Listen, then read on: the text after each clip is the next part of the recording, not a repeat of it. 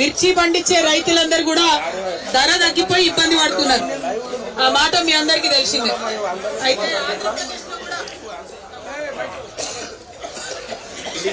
ఆంధ్రప్రదేశ్ లో కూడా మిర్చి రైతులు ఇబ్బంది పడితే మరక్కడ సీఎం చంద్రబాబు నాయుడు గారు ఉన్నాడు.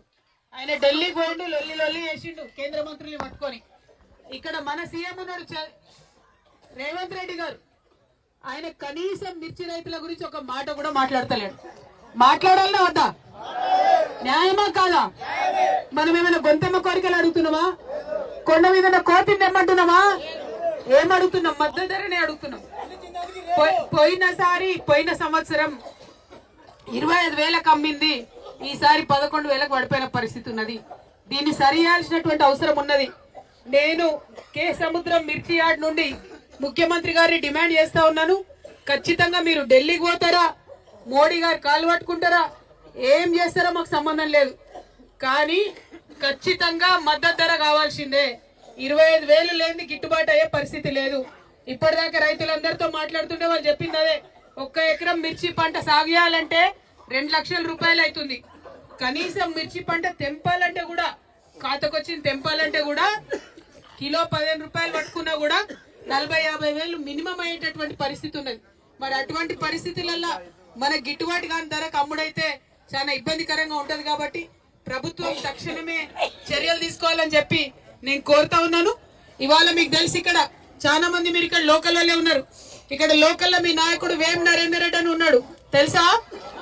మరి ఆయన మొత్తం పొద్దుగాల నుండి సాయంత్రం దాకా ముఖ్యమంత్రి చుట్టూ తిరుగుతుంటాడు. అన్ని ఫోటోలలో ఏ ఫోటోలు చూసినా ఆయనే కనబడుతుంటాడు.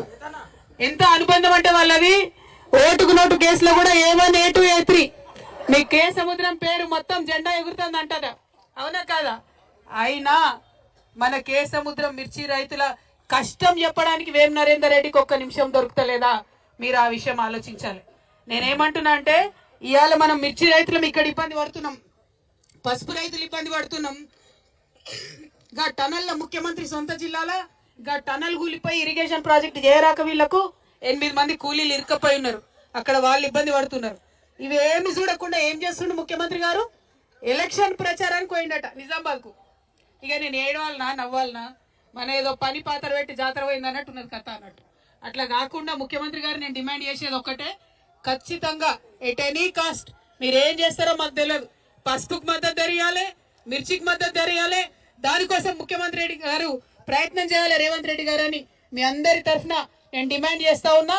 మరి మీరందరూ కేసీఆర్ గారిని గుర్తు చేసిరు. ఇప్పటిదాకా వారు ఉన్నప్పుడే, వారు నీళ్ళు ఇచ్చినప్పుడే మాకంతా కూడా బరకత్ అయింది, పంటలు వండింది. ఇవాళ వాగెండిపోయిన పరిస్థితి ఉన్నది. ఇక్కడ మనకు నీళ్లు ఇచ్చేటటువంటి తెలియలేదు ఈ ప్రభుత్వానికి. పక్కపొంటి విలేజ్ లో కూడా నీళ్లు రాని పరిస్థితి. ఎందుకోసమో తెలుసా?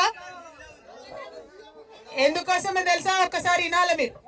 కేసీఆర్ కట్టిన కాళేశ్వరం కూలిపోయిందని చెప్పడానికి నీళ్లు బంద్ పెట్టిండు ముఖ్యమంత్రి, ఉట్టిగానే కచ్చతోని కేసీఆర్ మీద. అదే పోయిన సంవత్సరం నీళ్లు ఇయ్యక 3 లక్షల ఎకరాలు ఎండబెట్టిండు ఇక్కడ. ఈ సంవత్సరం ఏప్రిల్ 1వ వారంలో నీళ్లు ఇయ్యాలని కూడా ఈ సందర్భంగా నేను ముఖ్యమంత్రి గారిని డిమాండ్ చేస్తున్నా. రైతన్నలందరూ కూడా తెలియజేస్తున్నా, మీ తరఫున పోరాటం చేయడానికి కేసీఆర్ సైనికులు మేమందరం కూడా ఉన్నాం. మీరు రంది పెట్టుకోవద్దు, ఖచ్చితంగా పోరాటం చేద్దాం. Thank you. జై తెలంగాణ, జై తెలంగాణ, జై తెలంగాణ.